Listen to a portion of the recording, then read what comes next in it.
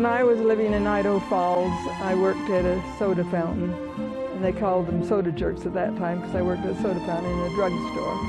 And I saw coming through the door one of my boyfriends, Harold, and he came with another guy, and I thought, I wonder who that guy is. He was wearing a white shirt with white pinstripes, a dress shirt, and saddle Oxfords, and I thought, he looks like a nice guy, what if I'd marry him? That's dumb, I don't even know him, why would I think something like that? And then they came in, and Harold, my boyfriend, introduced me to Jim Davis, and said that he was in the Navy. He was a sailor in the Navy and home on leave.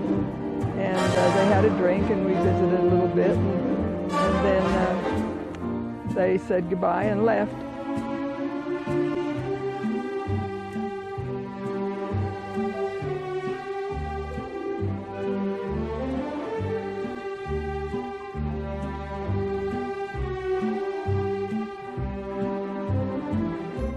About 10 minutes later, Jim Davis came back and asked me for a date.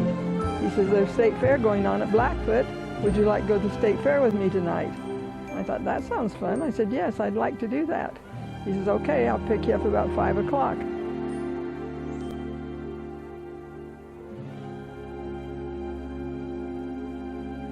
And they left, and about 15 minutes later, here came Harold back. And he says, how about a date tonight? And I says, Jim Davis was here and just asked me for a date. He says, oh, that dirty rat? I was planning on taking you out myself tonight. I says, well, maybe some other time. And he says, yeah, we'll get together next week. Anyway, he left, and that night I went with Jim Davis on our date to the state fair. And it was a fun date, and we enjoyed each other's company. And a couple of days later, he left and went back into the Navy and did service. Jim and Marge wrote letters to each other, and when he was discharged from the Navy in May 1946,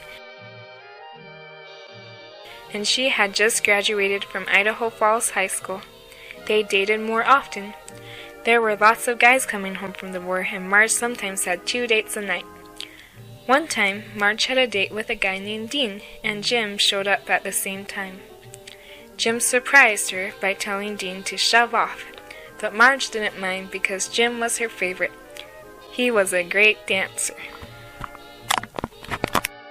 James M. Davis and Margie Johnson were married November 28, 1946.